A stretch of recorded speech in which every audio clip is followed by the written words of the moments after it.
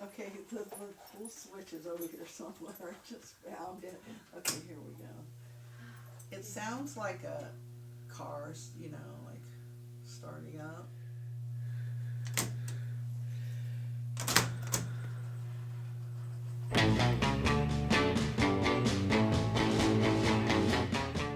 My name is Suzanne Kayian. I was born and raised in Fresno, California.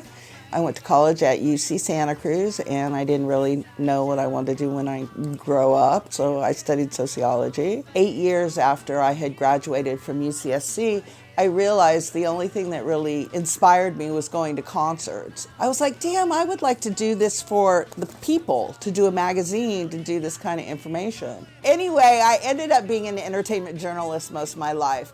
So I went to work for an international concert business trade publication called Pollstar, and I was there for most of the 90s. Looking back, I was just grateful to, work at a publication that's big like Billboard and Variety, even though the general public doesn't know about it because it's read by booking agents and talent managers, and like the people who book the Jimmy Fallon show have a subscription because they need to see who's going on tour. And if I try to get like freelance gigs, they're like, oh, well, we'll give you free concert tickets, and they wouldn't like want to pay you or whatever. But I was fortunate to have a paid gig. I was a senior newswriter at this international publication to where I could call Lady Gaga's manager and say, hi, this is Suzanne from Pollstar. And I mean, like at one point I had the story about Ozzy Osbourne. I just picked up the phone and called Sharon Osbourne, and because I worked at such a legit magazine, you got right through. So people were a little envious of my job. And there were people there in other departments who really wanted to be writers, and they just applied and applied and applied, and they were really grateful when I left my job because it opened up. And this is one of the biggest celebrities I ever interviewed. At the time, it wasn't. Usher was just an 18-year-old kid, and he was doing R&B, and I said, like, we got to get more diversity on the cover. Let's do Usher. And it was a great story. And it's funny, when people ask me who's the most famous person you ever interviewed, depending on who the person is, like I'll say like Tony Bennett or whatever. For a while, it was Dave Matthews Band. I could say Dave Matthews Band, everybody knew it. But now, pretty much, Usher is up there. And I got to meet him. We went backstage. We did photos. He opened for Janet Jackson here. I got to photograph Janet Jackson. That was really cool. Let's do it.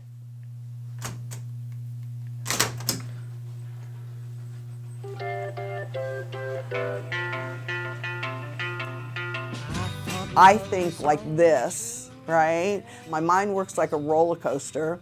I'll get to where I'm going, but I may go off on tangents and stuff. I used to think that that was wrong or bad because, people do things this way and organized, and the diagnosis is ADD, but, it's just like the reason you can't clean up your house or meet your deadlines, or, you don't think linear, you think like in a cloud. Now the term is neurodivergent.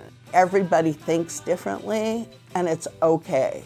If you're not a mathematician, it's okay. If you're not organized, it's okay. And when I was a kid, if you didn't follow those like societal norms or whatever, you were not okay. And I think that that's the most important thing I've learned through my work and through my life, is that circling back to is like, you are legit. You have just as much right to be doing the interview or making the film or asking for the job as anybody else.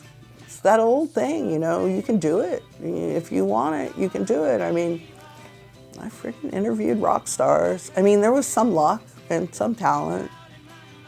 And I was very insecure when I was younger, and so it really surprises me that I was like, when I look back on my life and the stuff I've done, and I forget that I did that.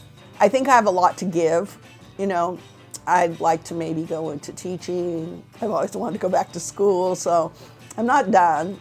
Going to see where my daughter's life unfolds, and then we'll see where I fit in. And I'm very blessed that her and her girlfriend want me to be a part of their lives.